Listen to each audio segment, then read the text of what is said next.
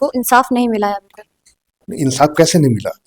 अगर आजीवन कारावास हो गया किसी को तो इंसाफ और क्या होता है? इंसाफ पीड़िता भी, इंफॉर्मेंट भी अपने वकील को रख सकते हैं और दूसरा पक्ष इसके जो अपीलेंट होते हैं उनके वकील होते हैं, तो वहां सुनवाई होगी। स्वयं एक सामान्य प्रक्रिया है, जमानत उसको मिल गई, इसमें क्या दिक्कत है? जो माननीय न्यायाधीश होते हैं वो अगर समझते हैं कि इस मामले में जमानत देने योग्य है तो वो देते हैं।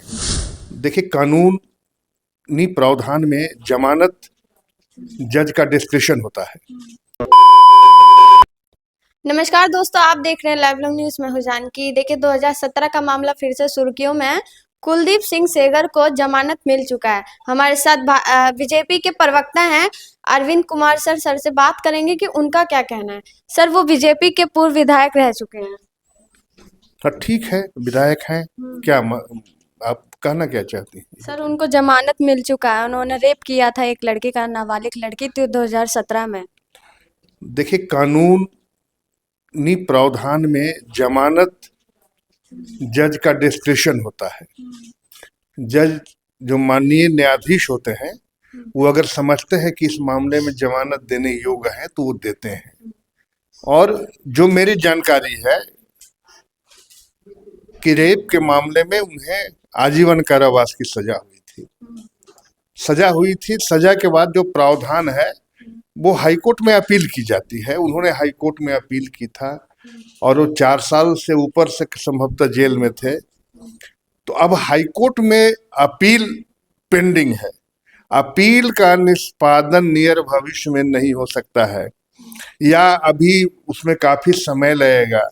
तो वैसी स्थिति में जो याचिका डाली जाती है, जो भी अभियुक्त हैं, सजायाफ्ता जो है, वो नियमित जमानत की याचिका डालते हैं और याचिका पर सुनवाई होती है, जिसका एक पक्ष सरकार होता है। पीड़िता भी, इंफॉर्मेंट भी अपने वकील को रख सकते हैं और दूसरा पक्ष इसके जो अपीलेंट होते हैं उनके वकील होते हैं, तो वहां सुनवाई होगी। स्वयं एक सामान्य प्रक्रिया है, जमानत उसको मिल गई, इसमें क्या दिक्कत है? कोर्ट ने जमानत दे दी, कोर्ट समझदार है। पूरा न्यायालय व्यवस्था जो चल रही है ना, कोर्ट की जो व्यवस्था है वो बड़ा संगीन मामले को देखता है और हर चीज समझने के बाद, हर चीज का प्रभाव दुष्प्रभाव या ये जेल से निकलने के बाद कितने केस को प्रभावित करेंगे, कितने, उसमें बेल बॉन्ड होता है। बेल बॉन्ड में फिर उनको बॉन्ड पेपर पर भरना पड़ता है कि हाँ, हम जेल से निकलने के बाद किसी तरह की कोई ऐसा काम नहीं करेंगे या अनुसंधान को प्रभावित नहीं करेंगे। सारी उसमें कंडीशन रहता है। इस पर उनको बेल मिल गई है, ठीक है। कोर्ट, अदालत जब बेल दिया तो अदालत के मैटर तो कुछ कहना नहीं है। पर सर, वो जो लड़की है दिल्ली के इंडिया गेट पर धरना प्रदर्शन कर रही है और उनको इंसाफ नहीं मिला है अभी तक। इंसाफ कैसे नहीं मिला? अगर आजीवन कारावास हो गया किसी को तो इंसाफ और क्या होता है? इंसाफ पर हुआ नहीं ना सर। हो तो गया ना।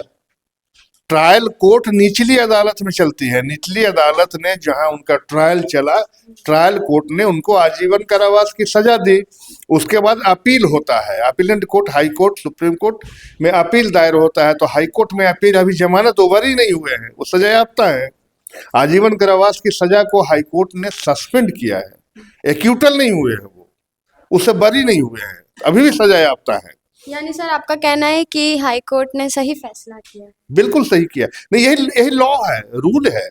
उनके साथ नहीं, करोड़ों लोगों के साथ वही जो प्रोसेस है वो अपनाया जाता है। कानून सबके लिए एक है, कानून चेंज नहीं हो सकता है।